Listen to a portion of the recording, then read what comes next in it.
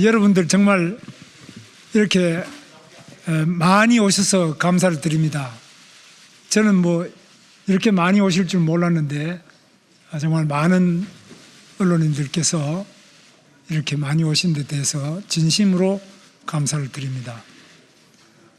제가 오늘 이 자리를 마련해 주신 이만희 국회의원님, 그리고 인요한 우리 의원님, 박수영 의원님, 그리고 좀 전에 입당을 하면서 우리 당 대표 권영세 우리 비상대책위원장님, 권성동 원내대표님, 이양수 사무총장님 뵙고 입당 원서 쓰고 말씀드렸는데 거기도 또 기자분들 많이 오셨습니다. 오늘 이렇게 많이 오신 여러분들께 감사의 말씀을 드립니다. 존경하는 국민 여러분, 사랑하는 당원 동지 여러분, 국민이 선출한 대한민국의 대통령을 헌법재판소가 탄핵했습니다. 탄핵은 헌정 질서 안에서 내려진 최종 결정이므로 그 결과는 받아들일 수밖에 없습니다. 내 손으로 뽑은 대통령이 임기 중에 또다시 파면되는 것을 보면서 국정을 책임지고 있던 국무위원으로서 비통한 심정과 책임감을 금할 길이 없었습니다. 더욱이 추운 겨울날 광장에서 싸워온 많은 당원 동지와 국민 여러분께서 낙담하시는 모습을 보면서 제 가슴은 무너져 내렸습니다. 그래도 여기서 멈출 수는 없습니다. 다시 싸워서 승리합시다. 이제는 선진국의 반열에 이르렀고 일본을 넘어서고 있습니다. 반면 서울에서 1시간 거리의 휴전선 이북에는 김씨 세스방조가 사회주의를 채택해서 호전적인 세계 최빈국을 만들고 말았습니다. 그럼에도 불구하고 민중민주주의 깃발 아래 친북, 반미, 반중, 반기업 정책만을 고집하며 자유민주주의를 부정하고 나라의 근간을 뒤흔드는 세력이 우리 사회에 아직도 잔존하고 있습니다. 중국의 안보, 경제적 위협도 현실화하고 있습니다. 대한민국의 위대한 성취를 부정하는 세력들과는 맞서 싸워야 하고 이겨내야 합니다. 체제 전쟁을 벌이며 국가 정체성을 무너뜨리려는 세력에는 물러서지 않겠습니다. 저 김문수는 자유민주주의 대한민국의 정체성을 바로 세우고 대한민국을 더욱 위대하게 만들어 갈 것을 다짐합니다. 저 김문수는 일생을 통해 약자를 보살피는 삶을 살아왔습니다. 가장 낮은 곳에서 가장 뜨겁게 일해왔습니다. 제 스스로 깨끗해야 남 앞에 설 수 있다는 신념으로 부정한 돈을 받아본 적이 없습니다. 차라리 굶어 죽더라도 남의 돈을 탐내본 적이 없습니다. 삼선 국회의원과 2번의 경기도지사 재임과 장관직을 지냈지만 제 재산이라고는 서울 관악구 봉천동의 24평 국민주택 아파트 한 채와 약간의 예금이 전부입니다. 좋은 지도자가 좋은 정책을 만듭니다. 부패한 지도자는 나쁜 정책을 만들어 나라를 망치고 맙니다. 세월이 바뀌었는지 요즘은 부패한 정치인이 오히려 큰 소리치는 시대가 되고 말았습니다. 부패한 공직자는 엄벌에 처해야 합니다. 권력을 쥔 정치인들의 부패는 더 엄하게 다루고 도려내야 합니다.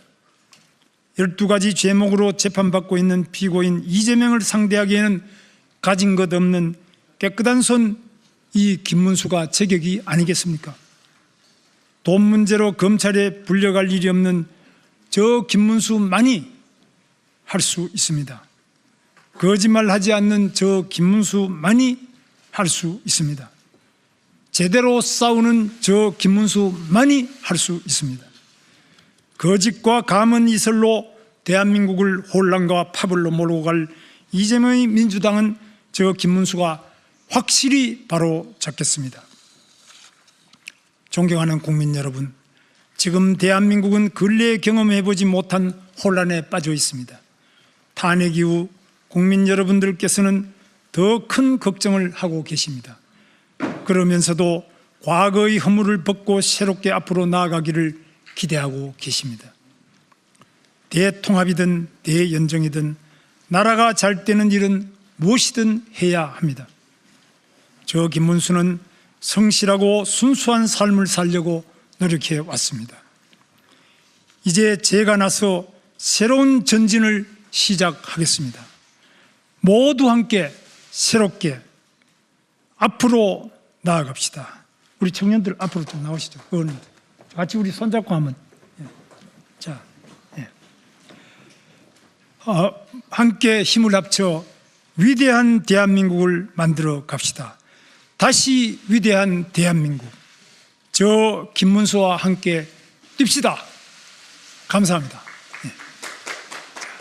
감사합니다. 드디어 김문수 장관께서 대선에 참여하시기로 결심하셨습니다. 그런데 여기서 우리가 간과해선 안 되는 게 김문수 장관께서 대선에서 승리하기 위한 전제 조건이 있습니다.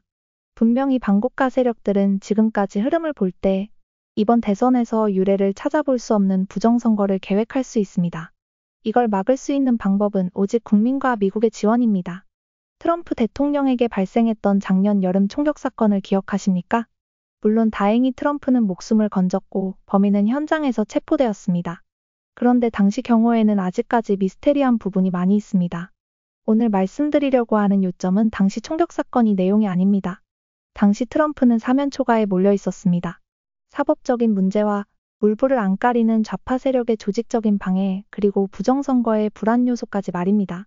이대로라면 트럼프는 당선은커녕 그동안 살아왔던 인생의 마지막에 똥물을 뿌릴지도 모를 상황이었던 거죠. 그때 트럼프는 페이팔 연대와 손을 잡습니다. 부통령을 제이디 벤스로 지명합니다. 트럼프의 우호적이지 못했던 전기차의 아버지 일론 머스크가 돌아섭니다. 전세는 역전되었고 트럼프는 당선의 기적을 만들어냅니다. 이게 바로 트럼프의 위기 대처 능력입니다. 전 윤석열 대통령의 탄핵이 인용되는 순간부터 며칠간 깊은 몸살을 앓았습니다. 멀쩡하던 앞니가 부러져 나갔습니다. 그러면서 많은 생각을 했습니다. 헌법재판소의 탄핵 심판에서 재판관 8명 중 3명이 적어도 빨갱이는 아니라고 믿었습니다. 게다가 윤석열 대통령에 대한 탄핵의 명분이 헌법재판관들의 판단처럼 정당하다면 이재명은 지금 어떤 벌을 받아야 하고 받고 있어야 합니까? 그런데 기울어진 운동장에선 이재명은 무죄입니다. 아무리 죄를 지어도 아무리 주변의 사람들이 극단적인 선택을 하더라도 이 한마디면 모든 게 만사 오케이입니다. 그게 이재명 때문입니까? 이 말 기억하시죠? 윤석열 대통령 당선 때 이재명과의 표차가 1%가 안 되었습니다. 그런데 부정선거를 말하는 분들의 분석에 따르면 당시 윤석열 대통령과 이재명의 표 차이는 그보다 훨씬 많이 났다고 합니다. 어쩌면 이쯤 하면 되겠지를 국민이 눌러버린 겁니다. 그러니 이재명의 입장에선 얼마나 화가 나겠습니까? 이재명의 마음을 가장 잘 볼 수 있는 게 어릴 적 일기장입니다. 자기가 짝사랑하던 여자와의 만남이 어렵게 되자 어린 이재명은 자신이 짝사랑하던 사람조차 어린 나이에 상상할 수 없는 비하를 하면서 자신을 합리화합니다. 그게 이재명의 본체입니다. 그리고 자신이 목적한 것을 수단과 방법을 가리지 않고 손에 넣으려 합니다. 이 과정의 윤리와 도덕성은 개입할 수도 해서도 안 됩니다. 그랬습니다. 그런 이재명의 저주가 지난 윤석열 대통령의 행정부를 덮어버렸습니다. 유례를 찾아볼 수 없는 탄핵 정국이 펼쳐진 겁니다. 심지어 째려만 봐도 탄핵되는 기가 막힌 상황이 연출됩니다. 여기에 발맞춰 사법부는 이재명의 꼭두각시가 되어 춤을 춥니다. 거기엔 우리법 연구회라는 김일성장 학생으로 의심받는 자들이 주축이 되어 있습니다. 이 자들의 대부분의 경력을 보면 좌파 정권이 들어설 때 서로 밀어주고 땡겨주면서 끈끈한 유대관계를 유지해왔음을 알 수 있습니다. 이런 세력들을 등에 업고 이재명은 여의도 대통령 행세를 합니다. 어쩌면 무소불위의 권력을 휘둘렀는지도 모릅니다. 이재명이 이렇게까지 될 수 있었던 건 어쩌면 이 자들의 컨트롤 타워가 힘이 약해져서는 아닐까요? 중국 공산당은 지금 붕괴 직전입니다. 북한 김정은도 마찬가지입니다. 이런 혼란한 시기와 맞물려 지독한 이재명이가 반국가 세력 카르텔까지도 무너뜨렸는지 모릅니다. 그런데 전 이런 현상을 우물한 개구리로밖엔 보이지 않습니다. 어쩌면 미국이란 이자들이 감당할 수 없는 세력의 존재를 간과한 건 아닐까 하는 생각마저 듭니다. 지금 중동에서 트럼프가 하는 군사적 행동을 보십시오. 후티를 지구상에서 지워버릴 생각인 것처럼 폭격을 합니다. 심지어 깐대또 깝니다. 안까니마 골라갑니다. 이란 지도층은 지금 어쩌면 바지에 기저귀를 차고 다닐지도 모릅니다. 지금 트럼프가 우리나라의 맛배기를 하나씩 보여주고 있습니다. 그런데 이게 자세히 들여다보면 적성국에 하는 조치입니다. 만약 이재명이 대통령이 된다면 미국을 방문하지 못하는 최초의 대통령이 될 겁니다. 아니 해외 순방이 불량 국가로 제한될지도 모릅니다. 대북 제재를 받는 대한민국 대통령이 될지도 모릅니다. 미국이 어떻게 그럴 수 있냐고요? 동맹인데? 카나다가 미국과 어떤 사이인가요? 윗집 아랫집 하는 사이 아닌가요? 그런데 대놓고 51번째 주로 편입되랍니다. 상상이 가십니까? 가자 지구를 미국이 관리하겠답니다. 그뿐입니까? 그런데 어쩌면 미치광이 같은 트럼프 대통령의 행동에는 일관성이 있습니다. 거기에는 미국의 이익과 중국 공산당이 공통분모입니다. 트럼프가 중국 공산당에 어마어마한 관세 폭탄을 때리면 중국은 2달을 못 버티고 붕괴된다고 합니다. 미국의 정보력이 부정선거를 차단한다면 김문수 장관의 대선은 희망적입니다. 그러기 위해 김문수 장관은 자신의 대선 목적을 분명하고도 명확하게 김문수 장관을 지지하는 국민과 미국에게 분명히 보여줘야 합니다. 이번 대선은 중국 공산당과 부정선거 세력과의 싸움이라고, 그리고 반드시 문재인을 여적으로 처단하겠다고 말입니다. 그리고 박근혜 대통령과 윤석열 대통령의 전폭적인 지지를 한몸에 받아야 합니다. 우파가 뭉치고 깨어난 젊은이들이 함께한다면 아무리 반국가 세력들이 막가파라고 하더라도 당하지 못할 겁니다. 그리고 김문수 장관은 왜 윤석열 대통령이 쉽게 갈 수 있는 길도 험지로 만들었을까를 반드시 고민해야 합니다. 윤석열 대통령 목에 칼을 들이댄 건 윤석열 대통령이 신뢰하던 사람들이었습니다. 한동훈이 그랬고, 헌법재판관 정영석이 그랬고, 똘마니 이복현이가 그랬습니다. 이 시점에서 왜 박정희 대통령이 위대한지가 다시 한번 증명됩니다. 박정희 대통령의 주변엔 충직한 부하들이 참 많이 있었습니다. 그 중에 대표적인 인물을 뽑으라면 전 당연 박태준 회장입니다. 박정희 대통령께서 혁명자의 명단에 포항제철이 신하인 박태준 회장의 이름을 뺐습니다. 그 이유가 뭔지 아십니까? 만약 혁명이 실패하더라도 박태준과 같은 올곧은 군인이 남아있어야 한다는 이유입니다. 이게 나라를 사랑하는 마음입니다. 비록 혁명에 실패해서 자신은 죽임을 당하더라도 사랑하는 대한민국의 미래를 위해 가장 건강한 씨앗을 남겨두겠다는 나라를 사랑하는 마음 말입니다.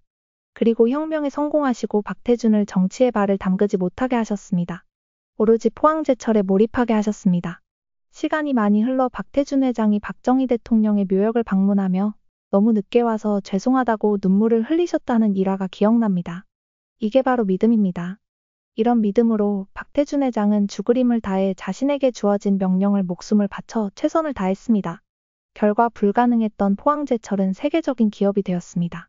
김문수 장관께서 박정희 대통령 추모식에서 보여주었던 진심 어린 추모사를 기억합니다. 당신의 인품을 믿습니다. 반국가 세력들을 깔끔하게 마무리하십시오. 그게 당신이 이 땅에 태어난 마지막 이유입니다. 그리고 당신이기에 가능합니다. 고맙습니다. 여러분 저희 생각에 동의하시나요? 저와 생각이 같으시다면 좋아요와 구독 그리고 알림 설정 부탁드립니다. 시청자 여러분의 응원이 영상 제작에 커다란 힘이 됩니다. 고맙습니다. 전 리포터 예슬이었습니다.